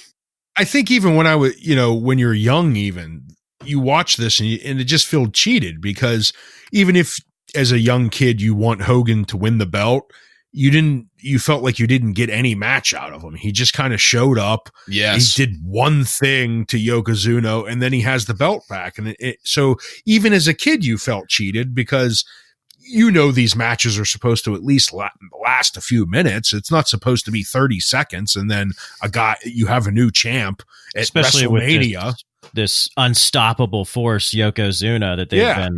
This 900-pound Yokozuna. Yeah, the Observer, the reader poll gave it a 11% thumbs up and a 78% thumbs down, and the rest were in the middle. So even the Jesus. people that were watching at the time just fucking hated this show. Yeah, that makes sense. The reader poll for best match was Shawn Michaels versus Tatanka, which was the first match, so it started off well, but They voted the worst match to be Bob Backlund versus Razor Ramon. No surprise there. Yeah. And WrestleMania 9 at the time was $29.95. Bargain. Yeah.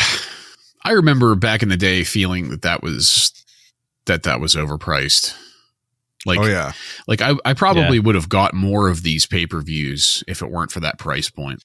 Because I wouldn't have, because we had a cheater box. No, you paid. We paid for that cheater box. You can edit that stuff. Please edit that out. I mean, when I paid legally for every single one of these pay-per-views growing up, yes, I loved it. Well, I mean, if we can get the employees of the FCC listening to us here, then I think the subscriber count from that will be worth it. You and your cheater box. Notably for this WrestleMania 9, the debut of good old JR, Jim Ross, at ringside, calling the shots. So that's a nice taste of the future there for those of us that are fans of JR. Especially, we were just talking about suffering through Rob Bartlett. Now, it's going to be a while before we end up with Jim Ross as our normal everyday commentary, but it's stepping in the right direction. Yeah. And it's one hell of a teaser. Like, you get some weird form of blue balls from it, because this is an example of, like, hey, commentary can be good. Yeah. Holy shit, we haven't had that yet. And then we go right back to Rob Bartlett again after. But yeah, not too much longer though. No, we are getting to the end of Rob Bartlett coming up. And soon. for some reason at this time, I don't know, Vince had something against throwing JR out there, but there was a lot of, I don't know if there was some friction there with getting Jim Ross on the air as much as possible at this time, because we didn't really see too much of him after this. No, we didn't. No. He did a lot of the other shows, but not Raw or the pay-per-views. Yeah, and they had him on that the Superstars, and they had him on the WWF radio, which was a failure. The other debut that happened here at WrestleMania 9 that was nowhere near as good of a debut and had nowhere near the great lasting effects. The opposite, actually, was the debut of Todd Pettengill. And he would linger and fester in our minds and eyes for quite a while after this, unfortunately. I am not a fan of Todd Pettengill at all. I can't stand him. No. Sadly, we're going to, Mean Gene is going to be on his way out, and he's going to be heading over to the WCW. And for all of these upcoming pay-per-view promos, we're going to get Todd instead. And you just want to spoon your eyes out whenever he comes on the screen. But yeah, sadly, we're going to have to deal with him moving forward. Yeah, he was the replacement for Sean Mooney, who I enjoyed as like a second Mean Gene at that time. But yeah, Todd is just he just has that cheesy DJ. Yeah. Fucking horrible. I can't stand Todd Pettengill. All right. Yeah. Anyway, so that's it for WrestleMania 9. It was bad. Like I said before, so there are plenty of sentimental feelings there, but they're all wrong. Moving forward, after WrestleMania 9, we've got Raw 11 airing on April 5th. In case I didn't mention it, WrestleMania 9 aired on April 4th. So this is the Raw like the next day. And it's horrible. Nothing happens. There's nothing going on. Which is interesting, because now it's the Raw after Mania is like must-see TV. Yeah. And obviously at this time it was just nothing.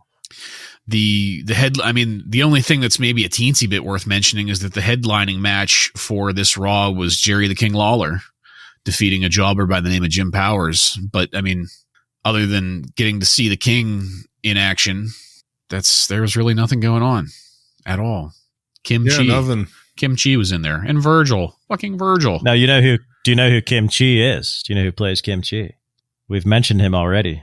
Was it Abe Knuckleball Schwartz? Steve Lombardi. Yeah. Yet another face of Steve Lombardi. Kim Chi. That's right. That poor The man can do it all. That poor son of a bitch having to wrestle in The that man match. of a million faces. But yeah, nothing happened here.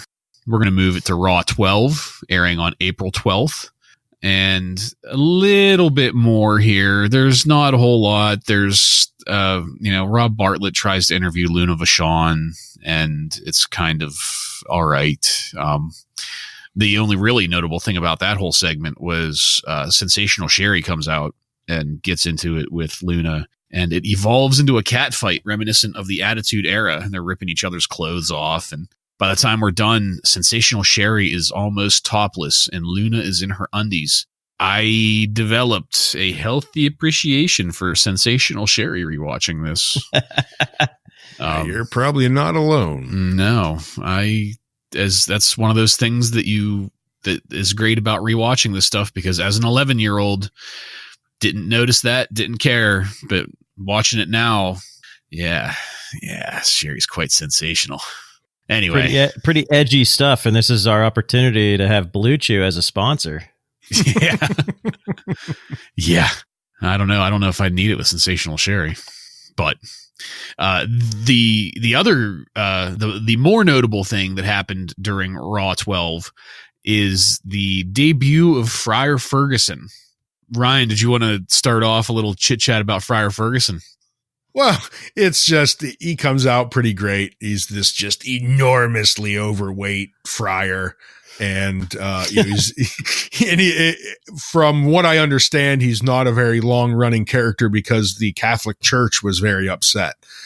They weren't happy about this gimmick character of Friar Ferguson. So they put some pressure on the WWF and Vince, and they decided to switch him up. We will meet his new character very soon. I'm not going to spoil that quite yet, but we will be seeing a reincarnate of Friar Ferguson very soon. Yeah, this April 12th, 1993 Raw episode is well worth watching just to see Friar Ferguson. Just for that, yes. In action. And Ryan mentioned the Catholic Church being upset about this, and that's why they cut this gimmick. But I read that he actually worked some house shows as a heel named the Mad Monk. And that was changed. The WWF changed it due to fear of backlash from religious groups. So and it didn't matter. It didn't matter. They were still upset. Didn't matter. They said, we don't want a fat guy representing. Yeah, they changed it to Friar Ferguson and had him play more of a goofy baby face type character, and it just obviously still didn't help matters. There's not enough kids in the ring with him to make it believable. Oh. I would say that what probably... Hey, as a former Catholic, I could say it. Recovering. That's what my wife calls herself. She's a recovering Catholic. But well, thanks to that, now we have 13 subscribers. From 14 to 13. We can see the ticker going down. I always thought that the Catholic Church backlash on that was because not so much the wrestler, but more the fact that he carried around his little hippie flask with him, the leather flask that was full of some kind of mysterious liquid that made him appear to be happier when he drank it. I think it was Jesus juice. Michael Jackson used that. That's the blood of Christ. Oh, is that what it is? Yeah. Okay. But yeah, I looked this up because whenever I was a kid, I was a little bit skeptical about this because I liked the Kevin Costner movie Robin Hood, Prince of Thieves, and in that there's a fat friar, Friar Tuck, the character, and I always thought that this was like a kind of a grab off of that, like trying to play off of some kind of, I don't know, zeitgeist that contained Friar Tuck. Yeah, I didn't think about that, but that makes sense because he's very similar with the drinking and everything. Yeah, even down to the haircut and Mm-hmm. But Robin Hood, Prince of Thieves came out in 1991, so I'm not sure how much that theory holds water, but that's, I don't know, it's worth noting, I think. But Friar Ferguson was fucking cool. There's no denying that. But we're gonna move it along here to Raw number 13, airing on April 19th. There's really nothing going on except, is it true It is. This is the very last Raw that Rob Bartlett will be on. So thank the good Lord and Friar Ferguson. Moving forward, we do not have to put up with Rob Bartlett anymore. Oh, I mean, yes. As a Bartlett, he was just a disgrace to the name on this show, and it made me ashamed of it. You don't really see Bartletts that often in mass media. When you do, it's President Bartlett, and it's not even spelled the same way. So, thank goodness. Really is amazing. It's amazing that he lasted that long, yes, and that they didn't give him like a practice run first. You would think that they would have had him on Primetime Wrestling at one point, or a pay-per-view even. But yeah, it's amazing that they let it go that long. What is it, 3 months? Yeah, 4. And you know, I can see I can kind of see the logic behind it in wanting somebody that is out of the box, we'll say. That's not quite the same, because you know they wanted to make a splash with their new show, and you know it's a big new thing for the WWF at the time to be doing this, and they wanted to be you know, a little have a little step up on the competition. I'm pretty sure Rob Bartlett was on, what was it, Imus in the Morning back in the early 90s. It was a radio program show, like a car ride DJ. And I can see, like I said, the logic behind that, wanting to bring in somebody that wasn't quite just a wrestling face. You know what I mean? Somebody that might be able to gain. Yeah, Imus in the Morning is what he was on. No, just stop. Just stop. He did suck. He it absolutely was a bad decision. There's no need to justify him or your last name. Right. Sign up for your 23andMe and prove to us that you're not related. And let's just move along. All right. God, it's just a disgrace. Anyway, Raw 14, April 26th. Not a whole lot going on here match-wise. In promos, in the world of promos, interviews, and vignettes, we have a young girl, an essay winner, reading her essay about not doing drugs. Cut to The Undertaker. There's no hope with dope. It was kind of ridiculous. Yes. Besides that, we have the first Smoking Guns promo aired here with the vaguely homoerotic Smoking Guns. Somewhat of a, I mean, I don't know if it's, I don't know if it's because Brokeback Mountain is like after this and it's part of our, zeitgeist now, but I don't know. That's all I can see whenever I watch this stuff is it's just kind of homoerotic a little bit. And it just adds to the shittiness of the tag team division that we discussed earlier, with outside of the Steiners, pretty much every tag team at this time is just terrible. Not good. Yeah. We got Men on a Mission coming soon, so they'll fix it. Yeah. Besides the Smoking Guns promo, Vince interviews Shawn Michaels in the ring to hype Michaels' feud with Mr. Perfect. And Shawn Michaels cuts a pretty decent heel promo here. The crowd really hates him. He gets a lot of heat there, so that's something worth noting. Not good enough, I think, just my personal opinion, not good enough to justify watching this whole Raw again, though. No. And that caps off April for us. Joe, is there any notable news for April 93? Nothing that we didn't already cover. That sounds good. Moving on to May of 93. We start on May 3rd, Raw 15. The only thing, there's a Smoking Guns promo again, but the only thing that is really worth noting, because this is a great little taste of the future here, somebody that wound up being one of my favorites as a kid and still to this day. Second match of the night, Doink defeats a wrestler by the name of the Kamikaze Kid. This is, for those of you out there that don't know, the Kamikaze Kid was Sean Waltman. This was Sean Waltman's debut in the WWF as the Kamikaze Kid. He would soon be called the Cannonball Kid, and then just the Kid, and then the 1, 2, 3 Kid, which is what I started watching him as back in the day. Ryan, what did you think about the 1-2-3 Kid? Moving forward, he's going to become such a surprise hit, right? I mean, we'll know about him into the Attitude Era, into today. I mean, when he becomes X-Pac, of course, is a name we didn't mention here. But he's a great high flyer. I mean, he's not a huge guy. You know, he's short, he's small, but man, he'll fling himself all over the ring, and he is a riot to watch.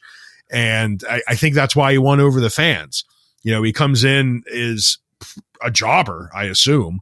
Most people will think he's just going to be a jobber, but he had a way with his charisma and his moves to just kind of get these fans to love him. And he keeps on gaining an audience. Every week he comes out there, he gets more and more fans. So it's fun to watch his start. Yeah, it's great. I remember this as a kid. And I mean, it's just as good as I remember it being back then. And it's really amazing that in this alpha male society of professional wrestling that they had enough respect for him he's 21 at this time. And, you know, there's guys putting him over right away. Vince and all the big name guys like Razor Ramon, Bret Hart. Yeah. So it's pretty impressive. Yeah. I mean, for anybody that's wondering, like Ryan said, he goes on to be X-Pac. He was 6 and 6-pack in WCW. The guy's a solid wrestler all around. Back then, whenever he was young and the 1-2-3 Kid, all the way up through, great talent in the ring. And that's something that I would encourage listeners to go back and check out. Maybe you don't have to watch all of these Raws, but if you ever get the feeling for it, just check out some of his matches. We're going to talk more about the 1-2-3 Kid later on in 1993 and 1994, but it is notable. This is his first match here. But moving on, we're going to get to Raw 16, May 10th. Now, this is where we start with qualifying matches for the 1993 King of the Ring that apparently almost didn't happen. And we've got one of our matches that I think Ryan might have something to say about. Mr. Hughes defeats the Cannonball Kid. Ryan, what do you got about that? Mr. Hughes. Oh, man. He is certainly one of the reasons why we don't want to go back and watch these early 93 episodes. I mean, they try this feud. Pretty soon he's going to have this just pathetic feud with The Undertaker where he steals his urn, The Undertaker's urn. And so he keeps on coming out with the urn for the matches, and they're trying to set it up as some type of feud with The Undertaker. The Undertaker sends these black wreaths down that Mr. Hughes then destroys, but it just goes nowhere because they realize no one cares at all about Mr. Hughes. And eventually he just disappears. His feud with The Undertaker is just dropped. There's no resolution to it, and he disappears. And thankfully he disappears. Yeah, a couple things I want to mention on your comments is that you mentioned the Undertaker feud just disappearing. I think the Undertaker they didn't really utilize him very well in 1993, especially they did not. The beginning part of 93. They had the Giant Gonzalez feud and now the Mr. Hughes thing. It's like they just had no clue what to do with him at first. It's a waste. And I hate to give you guys some bad news here, but I have to. The reason for Mr. Hughes existing and getting the push that he got was because of Jim Ross. Apparently, Curtis Hughes was a football player for Kansas State University, and we know Jim Ross loves college football. So, yeah, he was the reason for this push, supposedly. There's a lot to thank JR for. Mr. Hughes is not one of them. Right. I'm disappointed. I'm disappointed in JR. What the fuck, JR? You're going to have to defend yourself on your next episode of Grillin', Jim. But some other notables of Raw 16, it's the final Smoking Guns promo before their in-ring debut. And the way that Raw 16 starts off is kind of entertaining. Raw begins with Shawn Michaels and Mr. Perfect brawling in the street. And during the course of this street brawl, They cause $3,000 worth of damage to ring announcer Howard Finkel's car. Finkel's always getting shit on. It's so great. You know what's funny about this is later I was watching a pay-per-view from 99, Backlash 99, I think. But it was a hardcore match between Al Snow with Head and Hardcore Holly for the hardcore belt. And as they get to the back, Hardcore Holly starts slamming Al Snow off the hood of a car, and Jerry the King Lawler says, "Is that the Finkel's car?" So it becomes it becomes a running joke that Fink's car always gets some shit done to it. Yeah, that was a great brawl in general. That was a good brawl. It seems like they didn't really go anywhere with the Michaels Perfect thing, and I'm not sure why. I think Mr. Perfect was battling some injuries at this time, and that's kind of why he sort of faded away. Yeah. And it's unfortunate because Mr. Perfect, one of my favorites of all time. But I digress. Moving on to the next episode of Raw, Raw 17, airing on May 17th of 1993. Couple notables here. This is the Raw in-ring debut of the Smoking Guns, and they do nothing to help the tag team scene at all in their debut. They come out with a really just stupid pop gun thing, and it's just horrible. And they got to spend like 10 fucking minutes taking off all the cowboy gear before the fucking action starts in the ring. It's really annoying. But the women love it though. The women are just screaming. What? You know, all three of them in the stand. Okay. The ring girls that are paid to be there. So the other notables here, we have the match where the Kid defeats Razor Ramon. Ryan, did you want to talk about that one? Yeah, this is notable for the fact that this is he's the Kid now. He's now taken on another name change. But he defeats Razor Ramon here, and this kind of starts the rise of the 1-2-3 Kid. It's also notable because they kind of have a feud here with Razor Ramon moving forward, because Razor Ramon gets so upset over this loss to this nothing 120-pound 4'3" kid, and he's just beside himself. So he's going to offer thousands of dollars to fight him again, and it's going to start up a couple week feud with this push with the Kid. So yeah, and watching all this again, like I just love Razor Ramon. I loved the gimmick as a kid. I still love it. This is part of just what made him so great. He could take this 21-year-old jobber kid and put him over. I think that says a lot. To make it believable. Yeah. Yeah, I agree with you there. But other notables here, we've got another match. Tatanka defeating Scott Taylor, who we mentioned earlier would go on to be Scotty 2 Hotty. And in a kind of a weird turn of events, the final match of the night, Marty fucking Jannetty defeats Shawn Michaels to win the WWF Intercontinental Belt.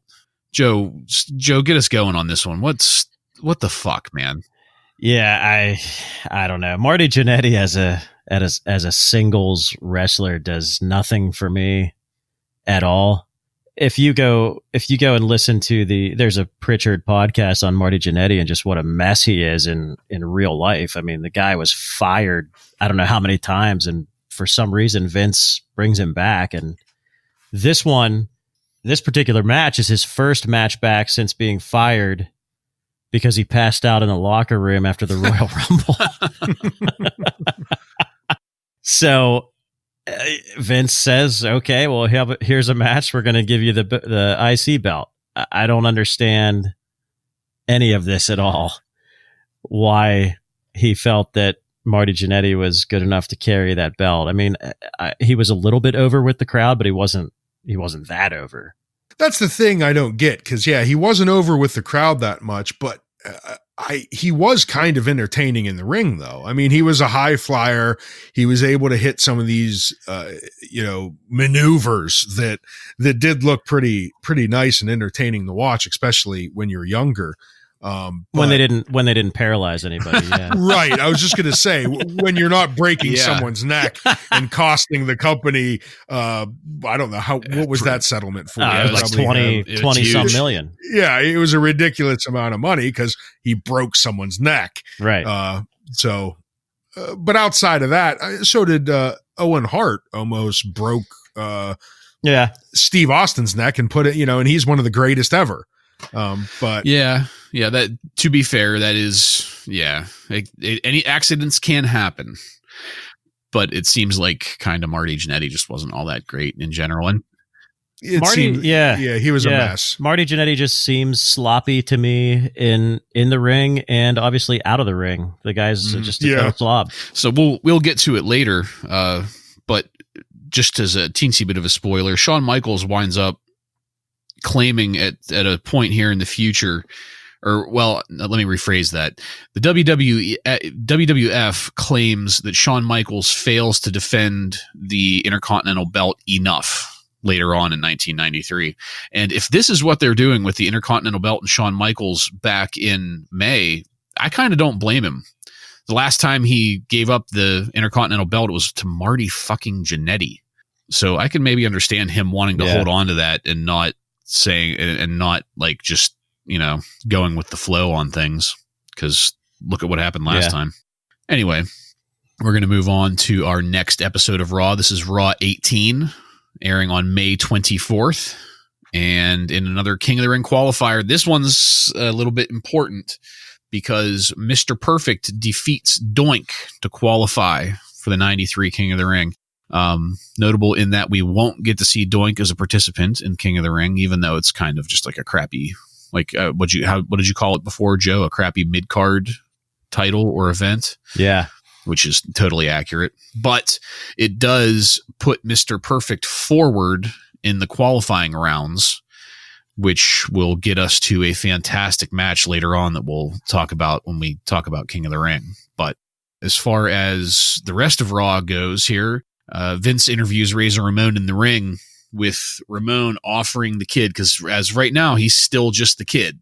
Ramon offers the Kid $2,500 to come back and rematch him so he can beat him fair and square. And it's at this point that the crowd starts chanting 1, 2, 3, which will eventually get the name for the 1, 2, 3 Kid. But something else somewhat notable about this episode of Raw, we get the in-ring debut of both Adam Baum and his manager, Johnny Polo. Ryan, what do you want to say about Adam Baum and Johnny Polo? I just want to mention, since this is the first time we're going to see Adam Baum, he is going to be a very familiar face moving on. It seems like from this point, we see Adam Baum just about every week up against some 150 pounder where he just comes out, he destroys them. He shows off his glowing eyes. And then they say he's from 3 Mile Island, and then he moves on. So it's just mentioning that they're going to do this big push for Adam Baum because he's this enormous man, but he's not very good. He's terrible on the mic. And we, even with his long push, he's going to go nowhere. He's going to go back to Harrisburg, Pennsylvania, where he came from. Back to the reactor. Yeah, he has no charisma whatsoever. I am a fan of Johnny Polo. Yeah, same here. Johnny Polo, who we know him as Raven. He didn't really have too much action as a wrestler during this time. But yeah, I was a big fan of Johnny Polo during this time. He was maybe, and I say this loosely because there's not many good things about the Quebecers, but he was maybe the best thing about the Quebecers. Yeah. He's probably the only good thing about the Quebecers. Yeah. But moving along here, we get to Raw number 19, airing on May 31st. And there's just nothing much going on here as far as wrestling goes. We get a pre-recorded promo from the now officially named 1, 2, 3 Kid. 1, 2, 3 Kid has refused Razor Ramon's $2,500 offer, and so Razor has upped it to $5,000. 1, 2, 3 Kid refuses it again. And we also have Vince interviewing Mr. Fuji and Yokozuna in ring about Hulk Hogan. Because keep in mind, Hulk still got the belt right now. He hasn't given it up yet. And at this point, the crowd has seemingly turned on Hogan. They boo his name, and you get some chants of Hogan sucks going on in the background, which is just kind of crazy. It's a sign of the times here, what's going on in wrestling. Fuji's just so bad on the mic at this time, by the way. He's so bad. We know that Jim Cornette comes in later to save that, but thank goodness. Fuji is just awful. That ought to be a fucking t-shirt right there. Thank goodness for Jim Cornette. But, Joe, did you have any additional newsworthy notes about May of 93? Because we're at the end of it here. Well, outside of WWF, this is when Paul Heyman was going on some radio shows at this time, talking about a new promotion that he's involved with, which became ECW. And a couple other notes here. Just actually, the only other note I have is that Razor Ramon's transition to babyface at this time was auditioned at several house shows. Like I kind of mentioned before, they would kind of try things out, and his babyface was tried out quite a bit there. I have to go back again to Razor. Like, Razor is just so underrated in my opinion. Everything about him, like his entrance was just perfect. The slow, methodical entrance to the ring was just perfect. Just a great character. Scott Hall was awesome. Yeah, hell of a worker in the ring too. I always enjoy watching his matches. Yeah. I'm not quite as big of a fan of the gimmick as you. I was as a kid. I really liked the gimmick as a kid. Actually, I'm kind of I've flip-flopped on that. As a kid, I loved the gimmick, didn't care so much about the matches. As an adult, I have a greater appreciation for his work in the ring and the matches that he put on, and less of an appreciation for the gimmick. But you're absolutely right. I do got to hand it to him. His use of the gimmick and the psychology of it, like you say, the slow strut to the ring, and I totally acknowledge that it was good and it worked. It's just not necessarily my cup of tea. Yeah, that definitely worked for him, and it got over with the crowd for sure. Yeah, he was over huge as a babyface, which is a little surprising. So that rounds out May for us. And that's going to be it for now, folks. We're going to be done with this one. So for this first inaugural episode of Wrasslin Raw, we went through January to May of 1993.